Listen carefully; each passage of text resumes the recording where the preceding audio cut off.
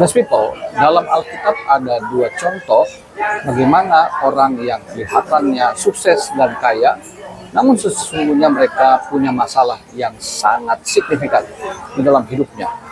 Mereka sesungguhnya bukan orang-orang yang mengalami damai sejahtera, bukan bahagia karena mereka sukses dan kaya itu. Tetapi ketika mereka berjumpa dengan Tuhan, kekayaan sejati itulah yang mereka dapatkan dari Tuhan. Berkat yang selama ini mereka pikir karena mereka berhasil, mereka berusaha, mereka sebagai umat Tuhan, mereka pikir semua itu adalah berkat. Ternyata salah. Ternyata mereka mendapatkan kesuksesan, kekayaan dengan caranya sendiri, bukan dengan cara Tuhan, bukan dengan tujuan Tuhan. Untuk itu kita lihat di Alkitab tentang satu tokoh di Perjanjian Lama dan satu tokoh lagi di Perjanjian Baru. Yang pertama, Yakub di dalam Kejadian pasal 32 ayat 22 sampai 32, yaitu ketika Yakub bergumul dengan seorang laki-laki yang dipercaya sebagai malaikat Tuhan di tepi sungai Yabok. Di sana Yakub kemudian dipelecokkan sendi pangkal pahanya, dan ketika si laki-laki atau si malaikat itu akan pergi, Yakub memohon berkat kepadanya. Ternyata Yakub menyadari bahwa yang dihadapannya bukan manusia biasa tapi sosok ilahi. Itu sebabnya dia memohonkan berkat. Dengan demikian Yakub sadar bahwa selama ini dia mendapatkan segalanya bukan karena berkat yang sejati daripada Tuhan. Itu sebabnya kemudian ketika sang malaikat bertanya, "Siapakah namamu?" Ia mengatakan, "Yakub." Yakub kita tahu artinya adalah penipu atau penyerobot. Ini mengingatkan kita pada peristiwa di mana Yakub memanfaatkan kelelahan Esau kakaknya ketika ia mendapatkan hak anak sulung. Yakub kemudian juga memanfaatkan kelemahan penglihatan dari Ishak ayahnya yang sudah rabun akut pada waktu itu untuk mendapatkan berkat hak anak sulung. Kita tahu juga bahwa sesungguhnya Yakub memang telah ditetapkan Tuhan untuk memperoleh berkat anak sulung.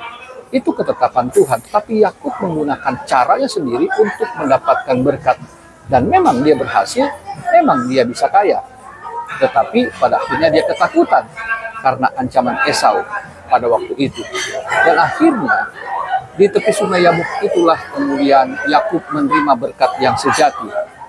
Berkat yang pertama yaitu perubahan nama Yakub menjadi Israel.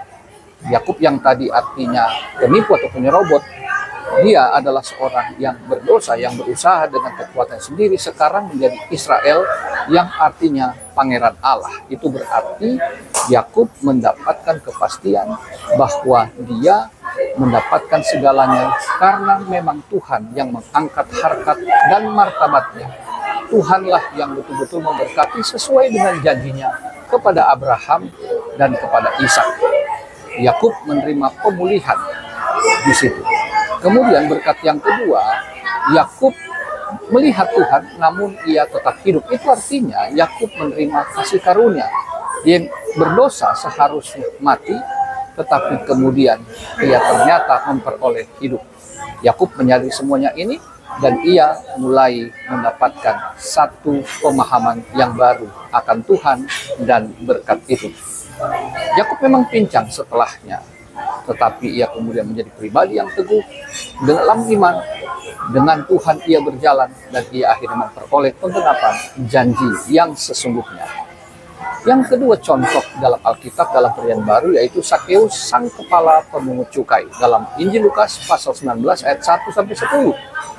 Sakeus dikatakan dia orang yang sangat kaya, tetapi sebagai pemungut cukai ia tentu mendapatkan kekayaan itu melalui cukai yang dipungut kepada rakyat Israel, kepada rakyat atau orang Yahudi yang sangat membenci pemungut cukai karena mereka adalah antek dari kerajaan Romawi. Tetapi ketika Tuhan Yesus mengajak dia untuk bertemu dan bahkan Yesus menawarkan diri untuk menumpang di rumahnya, Sakeus kemudian menerima Yesus dengan sukacita. Di hadapan Tuhan Yesus, Sakeus sesungguhnya sedang mengakui dosanya. Apakah itu? Yang pertama, ia telah melalaikan kewajibannya kepada orang miskin. Yang kedua, ia mengaku telah memeras rakyat dengan jabatannya sebagai kepala pemungut cukai. Ternyata ia mengakui bahwa selama ini ia menjadi kaya karena mendapatkannya dengan cara yang jahat, yang tidak berkenan di hadapan Tuhan. Dan di hadapan rakyat itulah, di hadapan orang banyak, Tuhan Yesus memberikan berkat-Nya yang sejati kepada Sakeus. Yang pertama, berkat keselamatan. Yang kedua, berkat pemulihan sebagai anak Abraham. Dan Sakeus akan berjalan dengan Tuhan, bukan lagi dengan cara-cara dunia, bukan lagi dia mendapatkan kekayaan dengan cara yang jahat, tetapi saat itu juga memang ia kehilangan segalanya, harta bendanya, tetapi ia mendapatkan kekekalan yang sejati. Itulah yang diberikan Tuhan Yesus. Bagi kita, mungkin kita berpikir untuk kita menjadi sukses dan kaya, meskipun kita orang Kristen, tapi kita bolehlah ikut-ikut dunia, menghalalkan segala cara, menggunakan cara-cara yang biasa atau lazim digunakan orang-orang. Tetapi Tuhan tidak mau seperti itu. Tuhan mau kita saat berjumpa dengan Yesus, kita bukan hanya diselamatkan untuk memperoleh hidup yang kekal, tapi ia juga mau kita menerima berkat-berkat selama kita hidup dalam dunia. Tetapi ingat, dia ingin kita sukses, dia ingin kita kaya, bukan karena kita menggunakan cara-cara kotor, tetapi dia ingin kita mendapatkan berkat karena memang status kita adalah orang-orang yang telah diberkati di dalam Kristus. Dan sebagai anak-anak Allah di dalam Kristus, kita pun diberikan janji sebagai anak Abraham juga, yaitu untuk memperoleh kerajaan surga bersama dengan Tuhan Yesus Kristus.